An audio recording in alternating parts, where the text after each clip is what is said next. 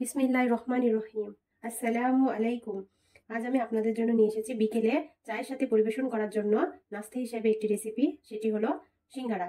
সিঙ্গারা বানানোর জন্য প্রথমে আমাদের সিঙ্গারার পুরটি তৈরি করতে হবে। আর সিঙ্গারার পুরটি বানানোর জন্য আমাদের যেসব উপকরণ লাগছে সেগুলো হলো, এখানে আমি এক বাটি নিয়েছি আলু, ছোট ছোট কুচি করে কেটে নিয়েছি, আলু ছিলে পানিতে ধুয়ে। এই বাটিরে মাপ করে আমি 2 বাটি নিয়েছি গাজর। যেহেতু এখন গাজর খুব বেশি পরিমাণে পাওয়া যাচ্ছে, তাই আমি গাজরের পরিমাণটি একটু বেশি পরিমাণে নিয়েছি। আপনারা চাইলে আলু আর গাজর সমান সমান নিতে পারেন। তারপরে লাগবে 5 থেকে 6টি কাঁচামরিচ, 3টি ছোট ছোট রসুনের কোয়া, 3টি পেঁয়াজ কুচি, চা চামচের 1 চামচ আদা রসুন বাটা, লাগবে কালো গোলমরিচের গুঁড়ো, লবণ, হলুদ, জিরে, মরিচ গুঁড়ো, গরম মশলার গুঁড়ো আর সয়াবিন তেল।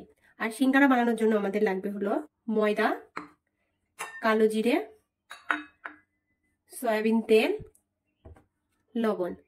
তাহলে আমরা প্রথমে সিঙ্গারার পুরটি তৈরি করার জন্য প্রথমে আমি চুলাটি অন করে চুলায় একটি ফ্রাই প্যান বসিয়ে দিয়েছি। ফ্রাই প্যানের মধ্যে আমি দিয়ে দিব সয়াবিন তেল। তেলটি আপনারা কম বা বেশি দিতে পারেন, যে যতটুকু পরিমাণ খাই। তেলটি গরম হওয়া পর্যন্ত অপেক্ষা করব 10 থেকে 15 সেকেন্ড। 15 সেকেন্ড অপেক্ষা করার পর তেলটি প্রায় গরম হয়ে আসলে দেব 1 কাপ পেঁয়াজ কুচি, আর দিয়ে দিব 4 থেকে 5টি কাঁচামরিচ এবং 2 থেকে 3টি রসুন কুচি দিয়ে ভালোভাবে নেড়ে এটা ভেজে নেব যতক্ষণ পর্যন্ত না বাদামি রং ধারণ করবে, ততক্ষণ পর্যন্ত আমরা এটা ভাজতে থাকবো।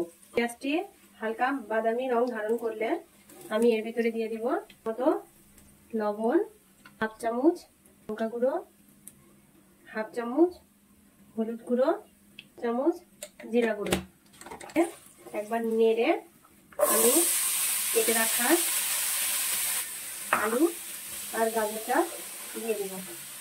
আলু আর গাজর সম্পূর্ণ আমি ঢেলে দিয়েছি। এরপর আমি নেড়ে মাখিয়ে নিব।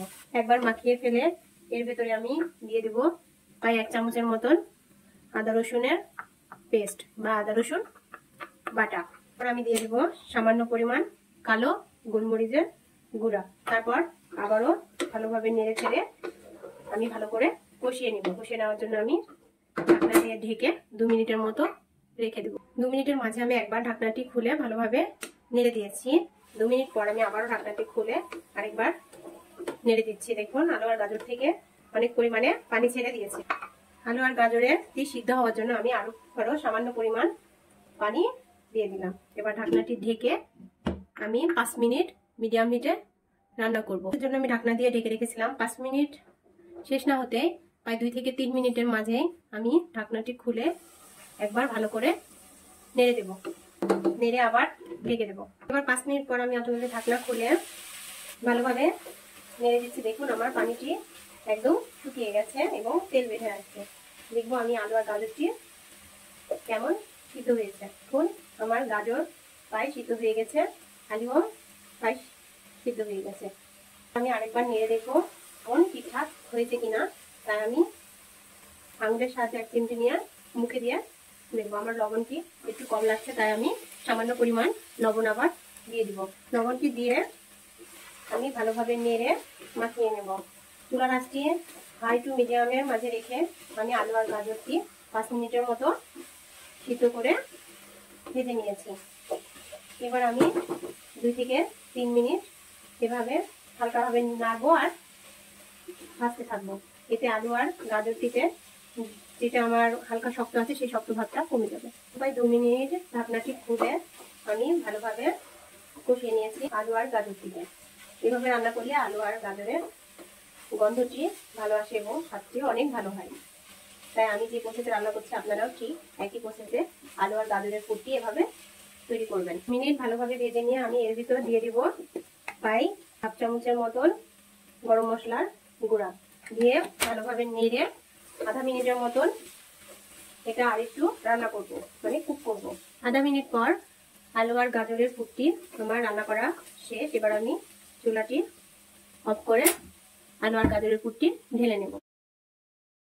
এবার আমি সিঙ্গারাটির ডো বানিয়ে নেব। তার জন্য 2 কাপ পানি দিয়ে দিলাম। পানিটি ফুটে আসা পর্যন্ত অপেক্ষা করব। দিয়ে দেবো স্বাদ মতো লবণ, দিয়ে পানিটি বলক ওঠা পর্যন্ত অপেক্ষা করব। চা চামচের 1 চামচ কালো জিরে দিলে সিঙ্গারাতে সুন্দর একটি ফ্লেভার অ্যাড হয়। দিয়ে দিলাম 1 চামচ কালো জিরে। এবার আমি রাইস কুকারের পটে দিয়ে দেবো 2 পট ময়দা। আপনারা সবাই ময়দা দিয়ে ডো বানানোর চেষ্টা করবেন। ময়দা দিয়ে সিঙ্গারার ডোটা ভালো হয়। দিয়ে ভালোভাবে নেড়ে পানির সঙ্গে ময়দাটা মিশিয়ে নেব। দেখুন আমার 2 কাপ পানির জন্য 2 কাপ ময়দায় পারফেক্টলি হয়ে গেছে। ভালোভাবে নেড়ে গ্যাসটা বন্ধ করে 2 মিনিটের জন্য ঢেকে রাখবো। 2 মিনিট পর ঢাকনাটা খুলে ঢেলে নেব। এবার আমি হাতে সামান্য পরিমাণ পানি নিয়ে ডোটাকে ভালোভাবে ছেনে নেব। যেভাবে আমরা রুটি তৈরি করি ঠিক সেভাবে। গরম থাকা অবস্থায় না ছাড়লে ডোটা অনেক শক্ত হয়ে যাবে, তখন পারফেক্টলি বানানো যাবে না। তাই গরম থাকা অবস্থায় ভালোভাবে ডোটাকে মাখিয়ে, দেখুন রুটি যেভাবে বানাই সেভাবে আমরা ডোটাকে মাখিয়ে নিয়েছি। এভাবে ঢাকনা দিয়ে ঢেকে রাখবো আর অল্প অল্প করে নিয়ে সমোসা সিঙ্গারা তৈরি করে নেব। এবার আমি এখান থেকে অল্প একটু ডো নিয়ে সিঙ্গারা বানিয়ে ফেলবো। আমার এইটুকু ডো দিয়ে প্রায় 2টা সিঙ্গারা। এখন আমি কিভাবে সহজে সিঙ্গারাটি তৈরি করি। উপরে অল্প একটু ময়দা ছিটিয়ে দেবো, তার উপর এবার আমি গোড়া দিয়ে বেলে নেব। বেলে নিচ্ছি 2 পাশে লম্বালম্বি করে বেলে নিয়ে এবার আমি মাঝামাঝি কেটে নেব। এবার আমি সিঙ্গারাটি ভাজ দেবো। দেখুন যে সাইডটা কেটেছি সেই সাইডে সামান্য পানি দিয়ে এভাবে সম্পূর্ণ সাইডটা ভিজিয়ে নেব। নিয়ে এভাবে আড়াআড়ি করে একটা ভাঁজ দিয়ে চাপ দিয়ে 2 হাতের আঙুল দিয়ে চাপ দিয়ে করে দিব। এবার এটার মধ্যে আমি সিঙ্গারার পুরটি ভরে দেব। তারপর যে জায়গাটা ফাঁকা আছে সামনে উপরে ওই জায়গাটাতে একদম সমান করে পানি ভরে এভাবে চাপ দিয়ে মেরে দেব। এখন আমার একটা মিনি সিঙ্গারা তৈরি হয়ে গেছে। এভাবে আমি সবগুলো সিঙ্গারা বানিয়ে নেব। এভাবে বানিয়ে সঙ্গে সঙ্গে ভেজেও খেতে পারেন, আবার ডিপ ফ্রিজে সংরক্ষণ করে প্রায় 1 মাসের মতো রাখতে পারেন। ধন্যবাদ সবাইকে। আসসালামু আলাইকুম। রাইস কুকারের পটে 2 পটের ময়দা দিয়ে আমার প্রায় 20টি সিঙ্গারা হয়েছে। দেখুন আমি ডিপ ফ্রিজে রেখে সংরক্ষণ করেছিলাম। এখন একটি এয়ারটাইট বক্সে সবগুলো ভরে প্রায় 1 মাসের মতো সংরক্ষণ করে রেখে খেতে পারবো।